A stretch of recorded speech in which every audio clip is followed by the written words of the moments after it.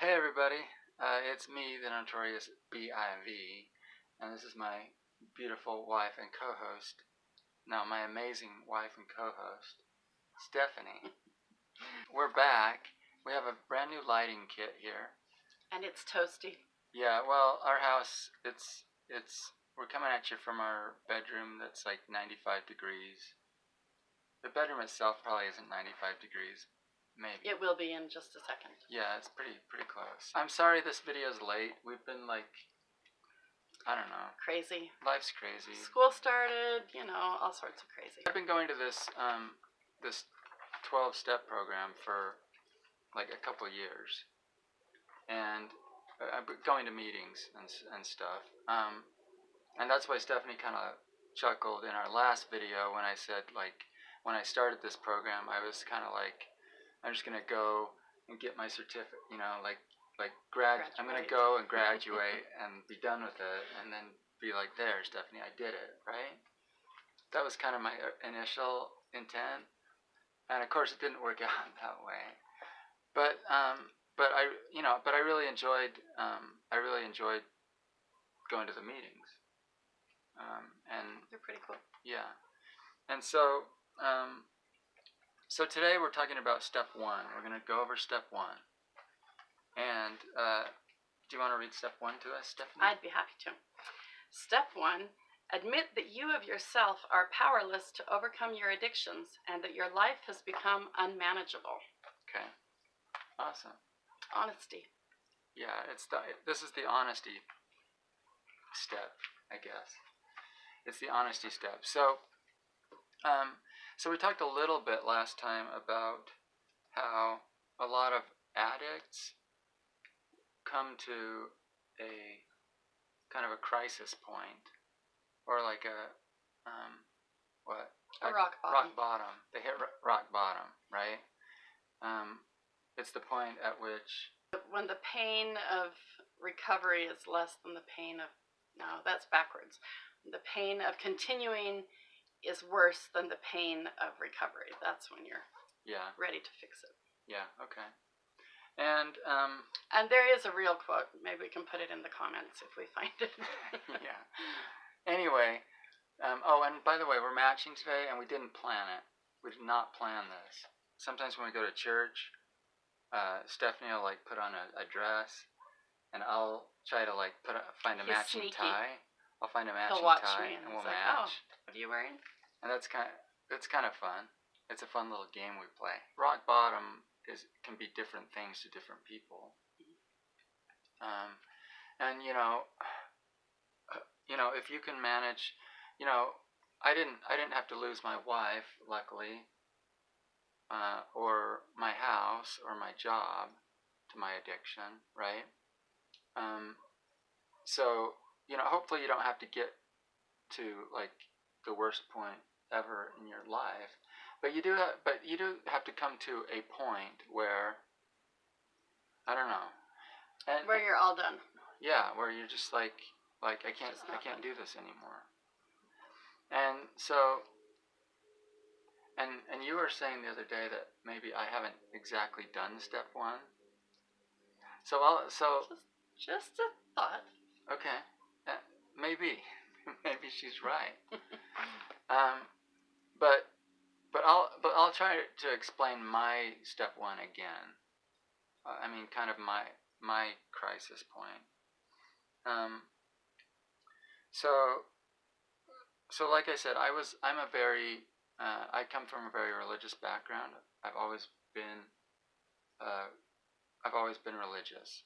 With that religious background, like, I don't think I ever took ownership for my, like, I wanted to stop, but I don't think I wanted to stop for the right reasons. We just had a water break. Stephanie's dying here. It's warm. It's definitely warm. So for me, it was kind of weird. I had to like, so my crisis point was kind of a crisis of faith. I started saying, well, okay, what if religion, what if my religion is wrong? Or what if there isn't a God? what if? Like, how am I going to live my life? I said, well, okay, well, so I started thinking, like, okay, what's important to me, right? What are my values? I thought, well, I love my wife. I don't really want to, like, run away and, like, party it up or anything with someone else. I don't want to leave my wife and children. Um, and, and I started thinking about most of the principles that I'd lived most of my life. And I was like, I'm pretty okay with these things, right? Even if it's made up or whatever, like, I'm still okay going to church with my wife. Then I started thinking about my addiction. I said, well, whether it's whether it's a commandment or, like, God wants me to do it or whatever, whether that's out the window, I still don't want to be compelled by something outside of myself. And I personally needed to get to that point. I needed to own that. And at that point, I owned, like, I don't want to do these things anymore, regardless of whether or not God wants me to, or whether or not the church wants me to, or anything else. Like, I don't want to do those things anymore. And it wasn't a willpower thing. It wasn't like, oh, okay, I can just, like, stop doing this now. But it was, I think prior to that, I was going about it the wrong way for me personally. And the point is, like, this program is very it's very adaptable. I mean, you have to follow these principles, but nonetheless, you have to kind of find your own way. And these principles help you find your own way. And so that was a good starting point for me, just owning it and saying, I don't want to do these things anymore. But from there, I could actually get help, because I'm like, I want to stop doing this now. Whereas before, I think I wanted to, I thought I wanted to stop, but it was more like, I just want it to go away. I want the problem to go away. Just go away, and, like, yay, I don't have it anymore. Which isn't the way addictions work. They don't just go away. You've got to, you have to face your addiction in some way.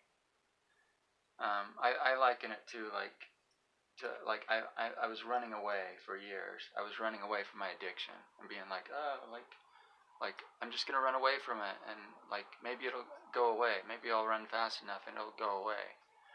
Whereas once I started this program, I realized, I just have to, like, stop running, turn around, and say, okay, addiction, like, we need to talk. We need to deal with this.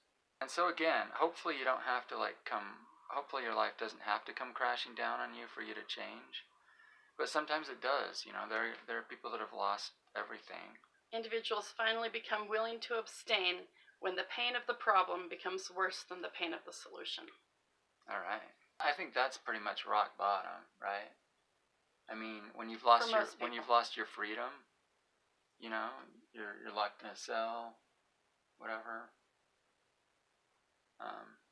But I mean, with addictive behavior, you lose your freedom in that aspect.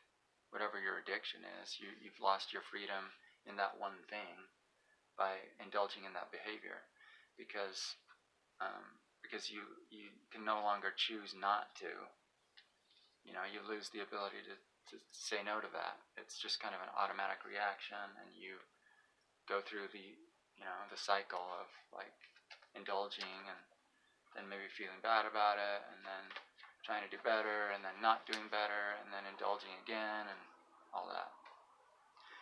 So at some point, you come up with needing to be honest and saying, wow, this is an addiction and I want to do something about it. Yeah. So whatever that rock bottom or that realization moment looks like for you, yay, that's step one. Yeah. You're well on your way. Yeah. There are some writing exercises, I guess, for each of these. I've never done the writing assignments, and so we've decided to kind of start doing the writing assignments along with these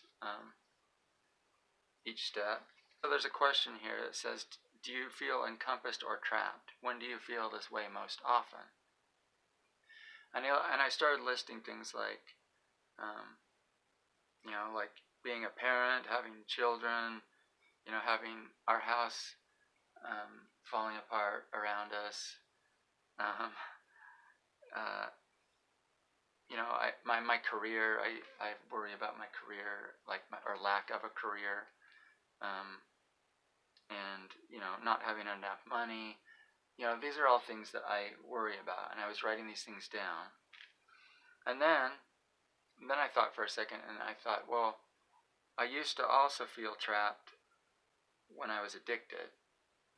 I felt trapped in my addiction, like that was like a big deal to me.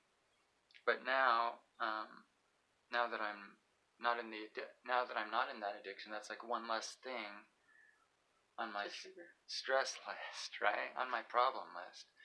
And that's kind of the funny thing is that, like, when we indulge in this addictive behavior, initially it's to like relieve us from all these stresses that we have.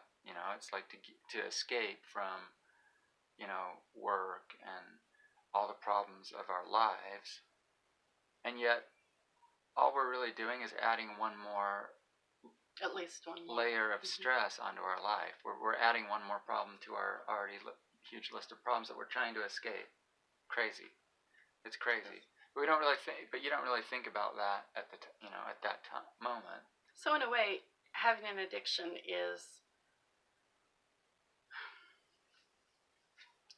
it's a bad way to try to accomplish a good thing. You're trying to reduce the trouble in your life. You're trying to have more control, more balance, more love, more whatever. But you've chosen the wrong aspect, and that's actually going to make it worse instead of better. So, yeah, congratulations on finding a recovery program and trying to eliminate at least one of those problems right off the bat. Yep. And honesty is the first step. It's like, oh, I have a problem, and it's unmanageable, and I've got to do something about it. So that's step one.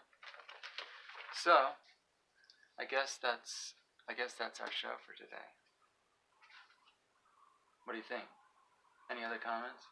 I am honestly way too hot in this lighting situation. Yeah. Something has to give.